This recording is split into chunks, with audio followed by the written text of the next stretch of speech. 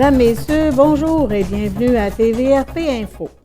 À notre émission, nous recevons Mme Marie-Ève Castonguay du Centre Immersion Service Conseil en emploi, un autre Marie-Ève, Marie-Ève Gélina de l'Association forestière Côte-Nord. Nous aurons de l'information sur des activités qui se déroulent dans la péninsule et nous terminerons avec la description des productions de votre télévision communautaire diffusées cette semaine.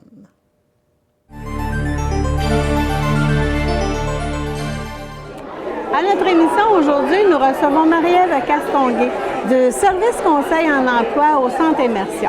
C'est dans le cadre, bien sûr, de la Foire du développement social. Le comité de promotion a organisé le 6 novembre dernier une activité qui conviait les gens à venir un déjeuner offert par les Chevaliers de Colomb de Reynaud, mais également il y avait des invités qui venaient parler de leur projet, de leur portrait, dans le fond, dans le cadre du développement social.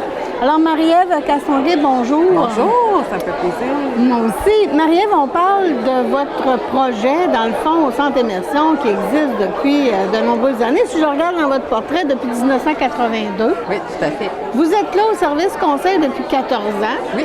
Je pense qu'on a la bonne personne pour nous en parler aujourd'hui. Je connais bien le Centre Immersion. La mission, dans le fond, on parle de la mission globale du Centre Immersion et où on va parler de la mission du service conseil. Où c'est pareil les deux?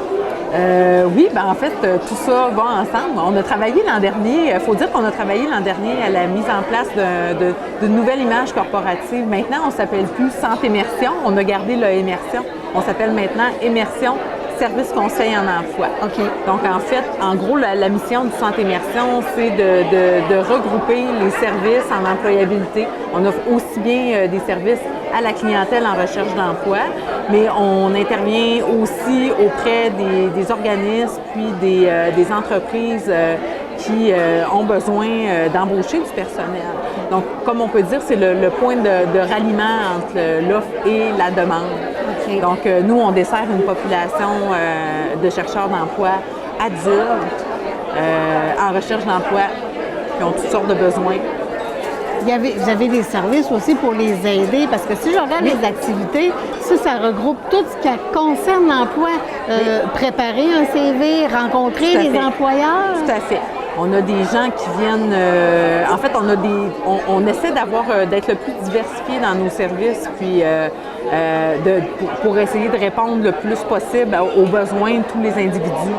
Donc, on a des programmes de groupe, on a des programmes individuels. Il y a des gens qui viennent nous voir seulement pour mettre à jour leur curriculum vitae. On va en avoir d'autres qui viennent nous voir parce qu'ils ont besoin de faire un bilan de compétences, puis besoin de prendre un temps d'arrêt pour faire le point, puis repartir vers une autre direction sur le marché du travail. On a des programmes, on accompagne des gens en stage pour les superviser en milieu de travail, pour faire en sorte qu'ils intègrent mieux le marché du travail et qu'ils s'y maintiennent aussi. Donc, on a des gens expérimentés sur le marché du travail, on a des gens qui ont peu ou pas d'expérience du tout du marché du travail. Il y en a qui ne savent pas très non plus ce qu'ils vont faire. C'est pour ça qu'il y a des stages que les gens peuvent essayer pendant 3 semaines. Oui. Un emploi, puis s'ils aiment ça, ils peuvent peut-être aller étudier ou se performer. Il y a des gens, habituellement, les gens, quand ils viennent nous rencontrer à Immersion, c'est parce que les gens n'ont pas une idée très claire de leur objectif d'emploi. À ce moment-là, ce que ça veut dire, c'est que peut-être qu'après une période de préparation, vont penser peut-être à un éventuel retour aux études pour être capable ensuite de se placer sur le marché du travail. Donc oui, il y a des gens qui vont passer par la formation. La plupart du temps, les gens qui viennent chez nous pensent directement s'en aller sur le marché du travail.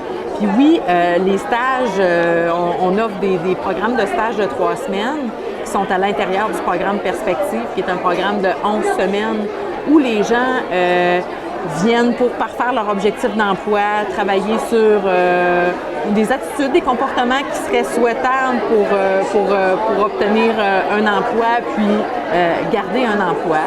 Donc, puis ensuite de ça, oui, les gens peuvent avoir droit à 3 semaines de stage pour aller explorer un domaine d'emploi qui les tente. Dans le fond, le but de ça, c'est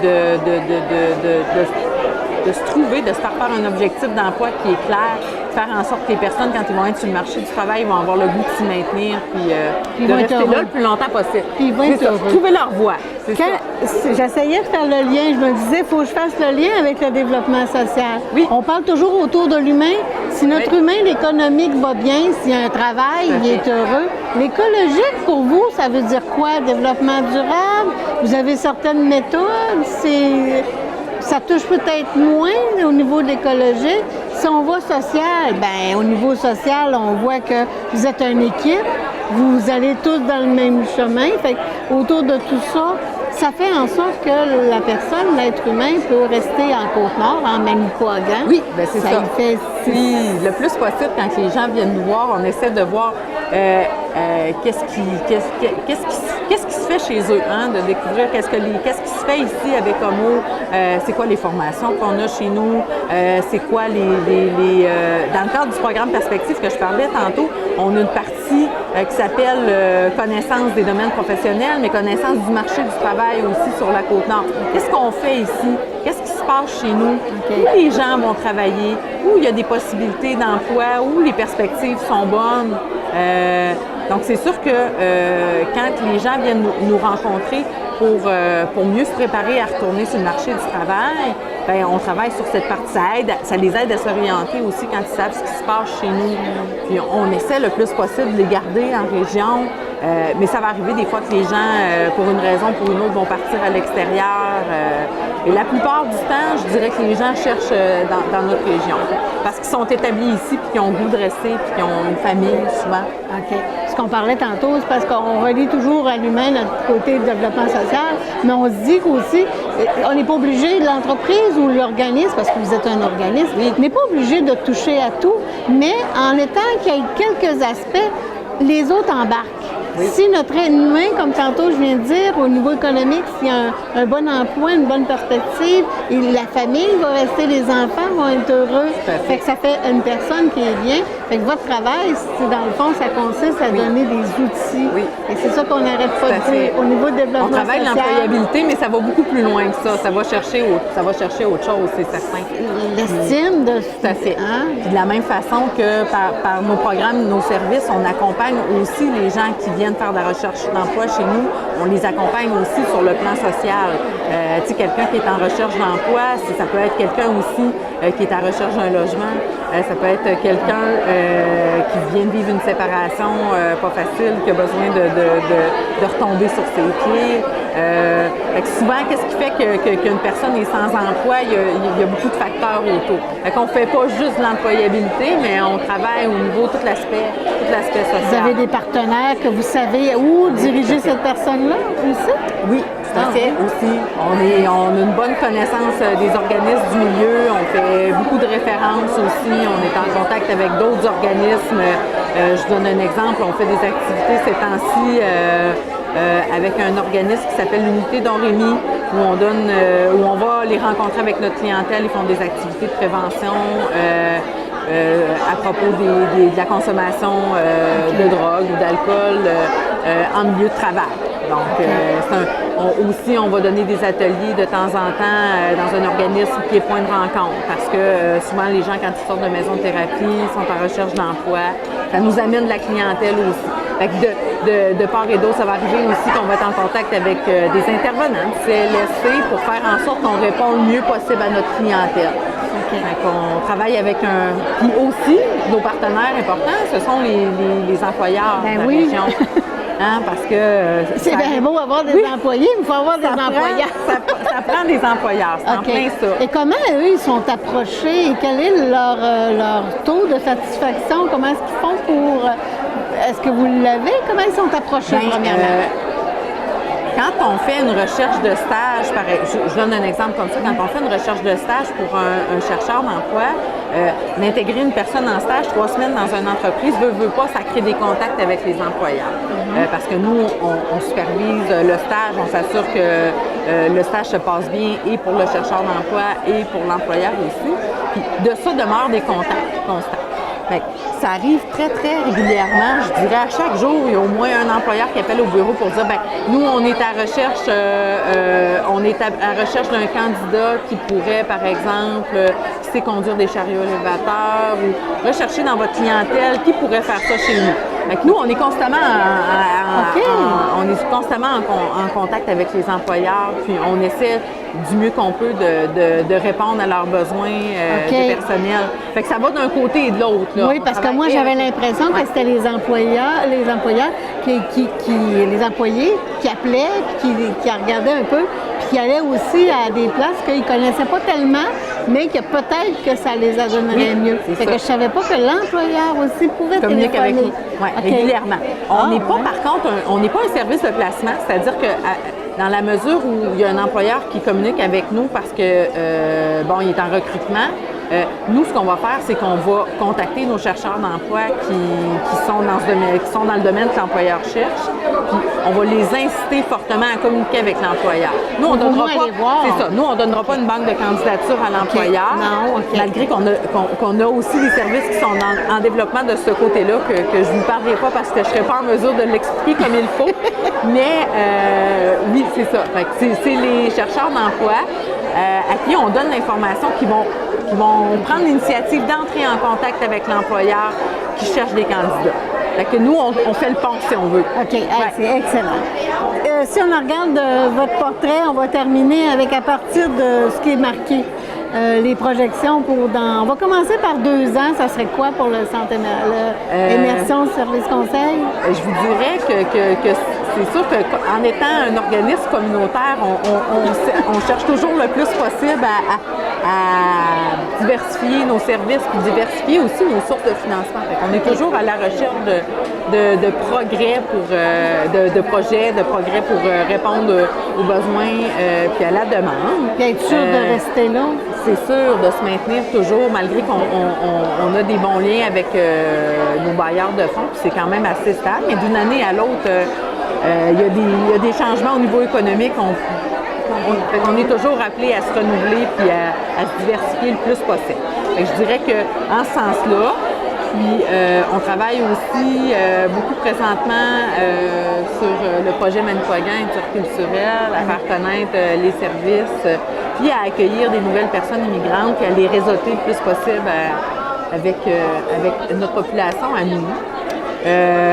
Ensuite de ça, je dirais, dans la dernière année, ce qui a été, c'est de mettre sur pied notre nouvelle image corporative. On a travaillé beaucoup là-dessus.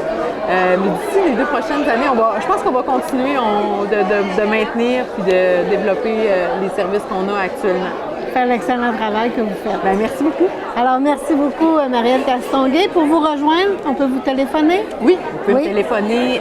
En fait, le numéro de téléphone est le 296-6388. Moi, chaque employé, on a notre numéro de poste. Moi, c'est le 205. Puis, moi, en fait, je suis facilement accessible aussi pour quelqu'un qui voudrait avoir l'information à propos des programmes, des services qu'on offre. Je suis facilement rejoignable. Je retourne rapidement mes appels aussi.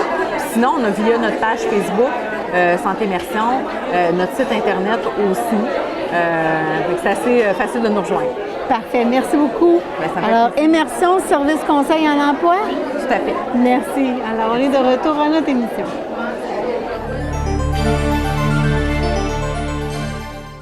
Nous poursuivons notre émission en compagnie de Marie-Ève Gélina de l'Association Forestière Côte-Nord. Bonjour Marie-Ève. Bonjour. Alors, on parle bien sûr des capsules de sensibilisation que l'Association forestière met sur votre site Internet, dans le fond, pour sensibiliser les gens. Et cette fois-ci, on parle de la coupe forestière. Est-elle la seule perturbation de la forêt? Il semblerait que non. Et tu vas nous expliquer pourquoi.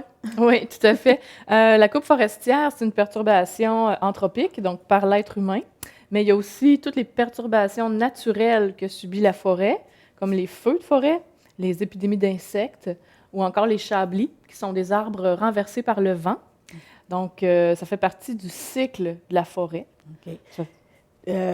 Marie-Ève, sur la vidéo, on voit Mme Josée Altotte, qui est ingénieure forestière, puis également enseignante au cégep, qui nous explique, dans le fond, qu'on a l'impression que ça serait l'humain qui serait celui qui perturbe plus la forêt, mais non, la nature fait ce qu'elle a à faire, dans le fond. Et c'est elle qui le fait le plus même.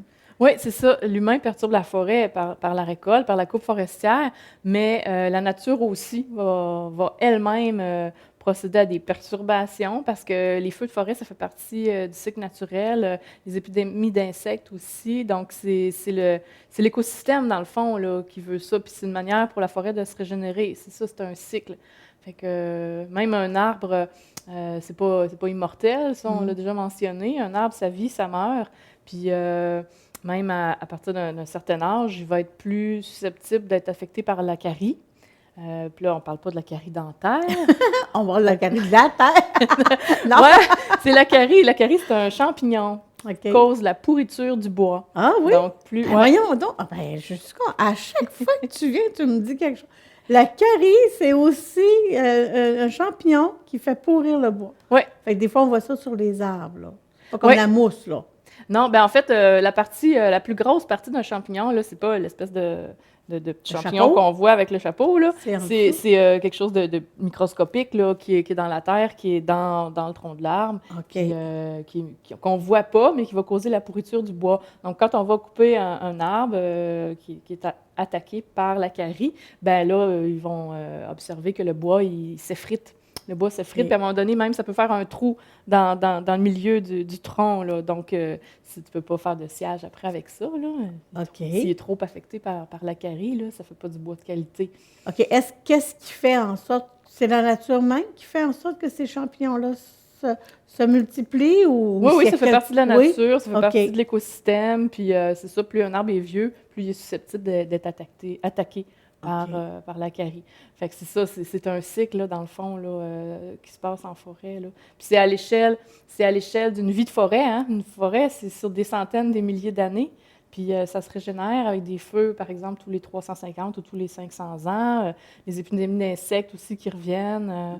Qu'est-ce qui amène ça, justement, les épidémies d'insectes? Y a-t-il quelque chose qui fait en sorte, ou c'est encore la nature qui... Oui. qui- Oui, tout à Simplement. fait. C'est la nature. C'est sûr que de nos jours, il peut y avoir des fois des insectes exotiques envahissants qui arrivent de d'autres parties du monde. Mais si on parle des insectes qui sont indigènes, qui sont normalement dans notre forêt. De chez nous. De chez nous, exactement. Tu sais, comme la tordeuse des bourgeons de l'épinette, Épinette. c'est un insecte qu'on a chez nous, qui fait partie de notre forêt, qui fait partie de l'écosystème de notre OK. forêt. Puis la plupart du temps, il est en quantité correcte, là, raisonnable. Exactement. Ils mangent pas toutes, là. Mange pas tout. Puis à un moment donné, ben, il y a un cycle, puis là, ça fait une épidémie. Puis, mais ça fait partie de l'écosystème. C'est naturel. OK. C'est ce qu'on a de la misère. Là, il y a quelques personnes qui écoutent l'émission puis qui me disent, bon, là, l'histoire, là, c'est bien beau, mais là, on comprend pas tout le temps parce que là, moi, on tombe des nues, là, sachant que c'est pas juste nous autres là, qui brisent tout, dans le fond, parce que ce qu'on entend, bon, la protection, la sensibilisation, de faire attention à la forêt. Bon, les feux de forêt, c'est sûr, quand on va cueillir des petits fruits pour pas mettre le feu, tout ça. Mais là, on a comme l'impression que on entendait moins parler que, dans le fond, la nature faisait ce qu'elle a à faire aussi. Ouais. C'était pas juste l'humain qui faisait en sorte que la forêt était abîmée, dans le fond, ou elle perdait de son éclat, dans le fond, là. Mais ils sont très, très étonnés, en tout cas. Ouais, Je dois c'est ça. te dire, puis de fois tout seul, là, les gens à qui vous rencontrez vraiment face à face, que vous parlez, eux aussi, est-ce qu'ils ont la même impression? Bien, moi, je travaille beaucoup avec des gens du milieu forestier, qu'eux autres sont habitués de voir ça Ouais. dans le contexte d'un écosystème forestier. Tu sais, quand on ne travaille pas en forêt, des fois, on voit ça plus dans le contexte de notre cour chez nous. Tu sais, moi, par exemple, là, je reste en ville. J'ai une petite cour qui n'est pas grande. Puis dans ma cour, j'ai une belle grosse épinette bleue. Fait que mon épinette bleue, j'y tiens. OK. Je veux pas qu'on la coupe, puis je veux pas que la tordeuse vienne dedans, parce que j'en ai une dans mon petit espace, puis c'est à l'échelle d'une vie humaine, c'est à l'échelle de ma vie à moi, que je veux qu'elle soit là jusqu'à temps que je sois OK. vieille. OK. Mais ça, c'est l'échelle de la vie humaine, tu sais. Mais à l'échelle d'une forêt, là, quand la forêt est immense, là, à perte de vue, des arbres, il y en a des milliers et des milliers et des milliers, puis la forêt, elle vit des centaines d'années, des milliers d'années. Fait que c'est plus le même contexte, c'est plus à l'échelle humaine, c'est à l'échelle d'une vie de forêt, puis d'un écosystème qui va se régénérer comme ça sur des milliers et des milliers d'années. OK. Bien, c'est peut-être ça, là. C'est qu'au début, quand on a entendu parler de la ils enlevaient les coupes de bois blanc, les ci, les ça, là, c'était comme si on n'avait plus, puis il y en aurait plus, là, tu sais. Mais là, on apprend au fur et à mesure que la nature fait bien la chose quand même. Elle suit son cycle, comme tu dis, elle suit son cours. Et malgré tout ça, c'est sûr que là, il y en a moins, on fait plus attention. Il y a une manière de faire aussi, d'agir. Oui. Et à ce moment-là, la forêt, bien, on risque tout le temps de l'avoir aussi, puisque c'est important aussi. On ne parle pas juste dans les autres pays qui ont besoin là, de la forêt qu'ils ont. Nous aussi, ça fait partie de notre vie, là, puis Oui. on en a besoin. Tout à fait. Puis maintenant, là, ce qu'on fait, on appelle ça de l'aménagement écosystémique. C'est-à-dire que pour aménager la forêt, ils vont essayer d'imiter le plus possible les perturbations naturelles. Ils vont essayer d'imiter ce que la nature fait. OK. D'imiter l'effet des feux de forêt, l'effet des épidémies d'insectes, quand on fait la récolte, puis quand on fait des types de coupes. Parce que si on imite la nature, puis qu'on fait plein de choses différentes, un peu à l'image de la nature, bien là, ça va nous donner une meilleure chance de préserver la biodiversité, OK. puis de garder toutes les espèces d'animaux puis de plantes qui ont un Oui. lien avec ces écosystèmes-là. Oui, parce que là, il faut le dire, là, on parle de forêt, mais il y a des gens, il y a des animaux, là, puis il y a des plantes qui sont là, puis ils ont besoin, là, tu sais, chacun a sa job à faire, mais chacun a besoin de l'autre aussi. Fait que c'est sûr qu'ils n'ont pas planté un palmier en Non, 5, là. effectivement. Attendez-vous pas à ça, là. Non, C'est effectivement. pas vers ça qu'on vise non plus. Non, c'est ça. OK. Bien, c'est très bien expliqué, Marie-Ève. Il y a une autre chose aussi que les gens m'ont dit de redire parce que ça les intéresse. On peut devenir membre de l'Association forestière Côte-Nord. Oui. Et ça, comme individu, comme organisme, on veut soutenir, avoir un sentiment de dire, il y a des gens qui travaillent pour ça, qui nous informent aussi. Les capsules de sensibilisation, ça fait partie de ça. Oui. Fait que, je vais te laisser aller pour dire ça, comment devenir membre. Oui, bien, pour devenir membre, il suffit d'aller soit sur notre site Internet. Il y a une section devenir membre. Il y a un petit formulaire bien simple à remplir. Vous pouvez aussi nous contacter à l'association au 589-5707, poste 181. Puis on a des formulaires à remplir, là, c'est pas compliqué. Puis c'est seulement 10 $ par année pour un membre individuel, puis 25 pour un organisme sans but lucratif, 50 pour une entreprise. Puis comme ça, vous appuyez notre mission d'éducation, d'information, de sensibilisation. Puis en même temps, vous allez recevoir toutes nos informations, nos communiqués, nos invitations pour les activités, etc. Parfait. Alors, si vous voulez voir les capsules, ils sont sur le site Internet de l'Association forestière Côte-Nord. Et ce matin, bien, quand on enregistre, Marie-Ève s'en va tout de suite. Elle a une autre activité. J'aimerais ça, si tu en glisses juste un mot. Qu'est-ce que c'est? Vous allez à Pessamit ce matin? Oui, à Pessamit, aujourd'hui, c'est l'atelier sur le domaine forestier qui est offert à toute la population de la communauté là-bas. Donc, ça se passe cet après-midi là, de 13h à 16h30. Donc, moi, je m'en vais installer tout ça. On a une douzaine de kiosques d'exposants, des entreprises, des organismes reliés à la forêt et qui vont expliquer un peu tout ce qui est la gestion de la forêt, la consultation des Autochtones, tout ce qui est emploi aussi, formation, développement forestier. OK, parfait. Bien, une grosse journée t'attend, ma belle Marie-Ève. Merci beaucoup. Alors, pour de l'information, toujours le même numéro, 589-5707, le poste 181. Et vous avez Facebook aussi que vous pouvez contacter, ou encore le site Internet à visiter. Merci beaucoup, Marie-Ève. Merci beaucoup. Juste avant de vous présenter les spectacles qui sont présentés au Centre des arts de Bécomo, voici la capsule vidéo sur la coupe forestière. Est-elle la seule perturbation de la forêt?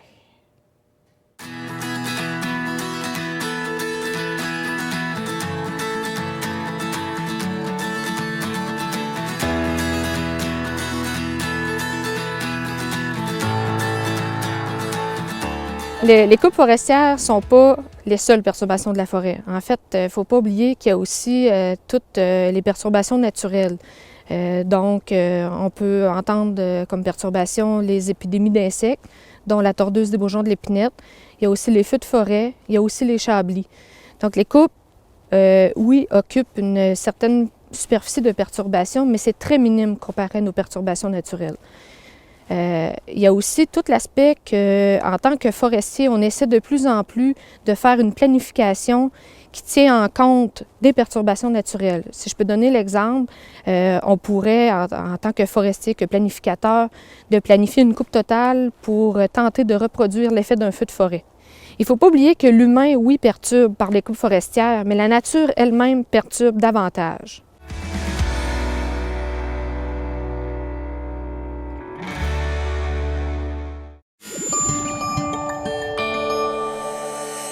Télécogeco, un service exclusif aux clients de Cogeco.